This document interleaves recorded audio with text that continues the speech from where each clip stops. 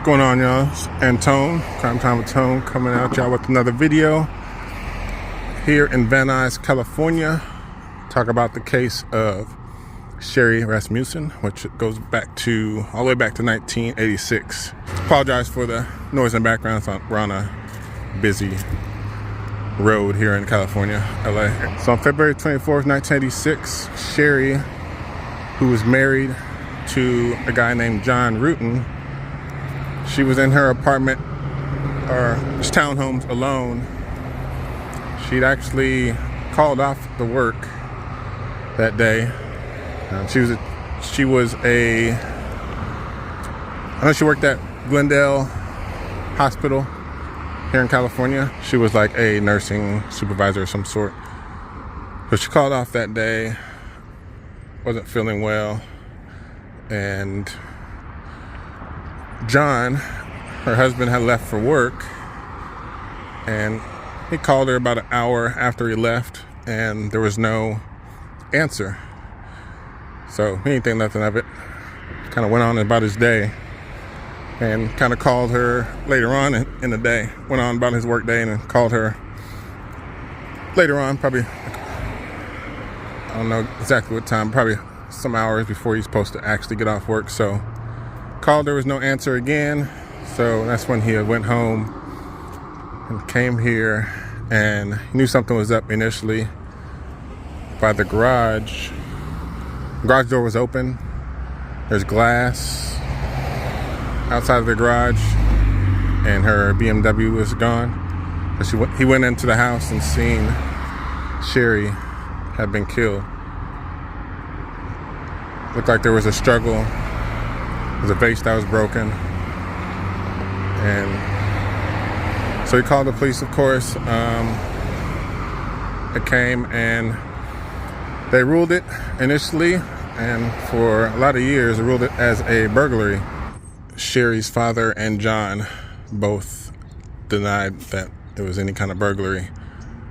So for years, they're telling them to look into John's ex. So, but they never did. So they ruled it as a burglary. Supposedly at the time, 1986, a few weeks before her murder, there was some burglaries like 3 blocks away. 2 guys burglarizing homes, and one of them pointed a gun to the owner's face. So they went with that, saying those were the 2 that caused this murder.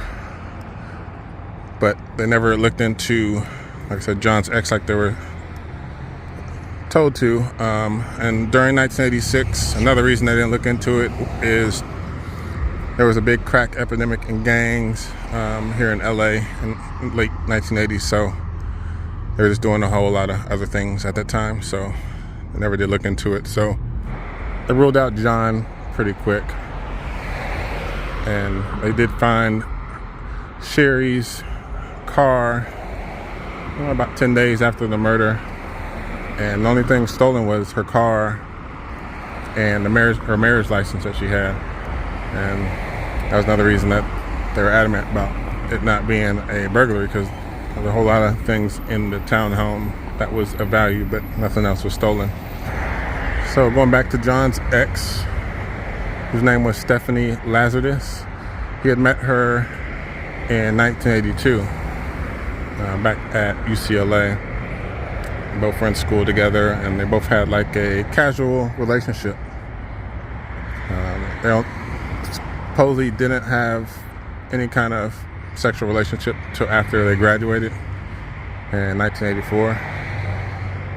So they just kind of dated casually. Like I said, no actual relationship. So John, in 1985, met Sherri, and she was up and coming in the at the hospital here in Glendale. She's actually a director of nursing there. So they kind of got into a relationship, and I think they're only dating for about 3 months before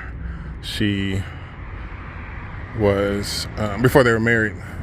So they ended up getting married, and that's where the jealousy started for John's ex, Stephanie Lazarus. And before I get into that, here is where it happened. I'm not sure exactly of the number of the townhome, but if you look at the pictures from online and now, looks basically exactly the same. They haven't really changed anything from 1986. Like the garage and then the balcony area. So the garage would have been open. Like I said, there's glass outside of it, and BMW was gone. So once John and Sherri were married, like I said, that's where Stephanie started to get more jealous. She would stalk John, and she actually went up to Sherri's place of work like a few weeks before the murder, saying basically, if I can't have John, nobody will. So that was like a big red flag there. Stephanie was a police officer for the LAPD here.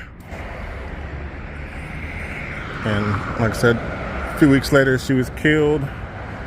And they thought it was two men who robbed her. So the case went cold until 2004. Someone reopened the case and kind of just looked at the evidence, which was like a cotton swab of Sherri's bite mark. So the DNA showed it was a woman. So that kind of took out the theory of it was two robbers, because the two robbers that they had identified was both male. So case, they kind of did that, but they still put the case away as a, as still a cold case. They never did look into it any further for some reason. So John had moved, went on about his life, and Stephanie had did the same. Well, she stayed here, but she went on about her life. She got married to one of the one of the detectives in the police department.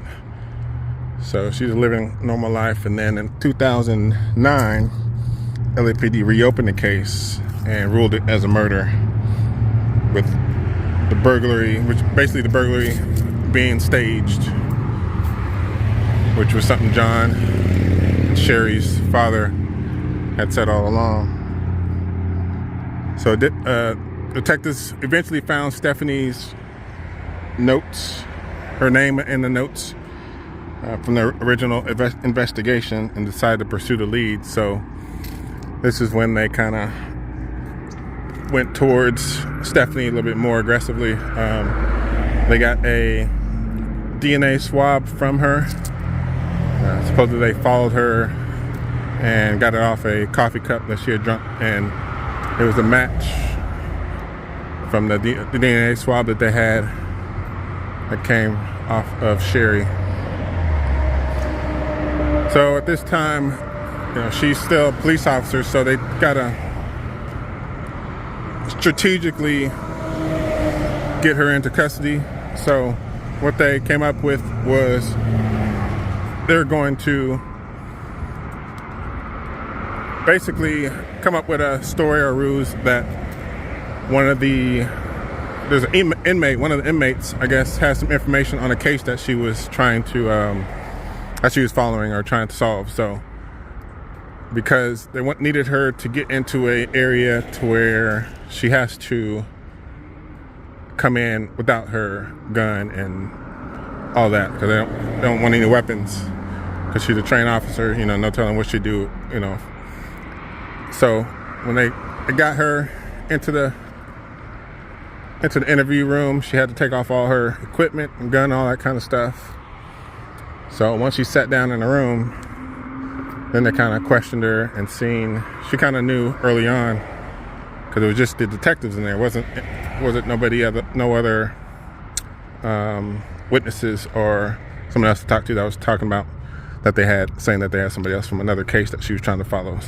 So they quickly kind of turned their attention to the case about Sherri, And she initially denied it, and then asked for a lawyer and all this kind of stuff. But eventually, with the DNA and everything, she couldn't fight her way out of it. So she was charged, got 27 years to life for the murder of Sherri. Again, here's the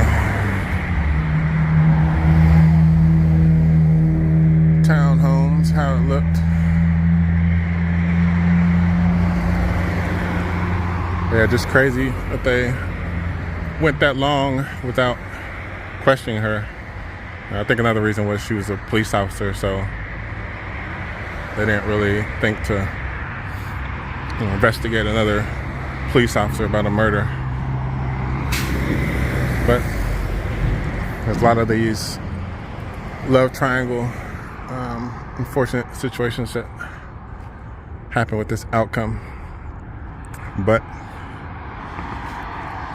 it's just one I always wanted to do, wanted to get out here and do this one. I always found it interesting. I know it's an older case, but the fact that it went unsolved for so many years, I wanted to come out here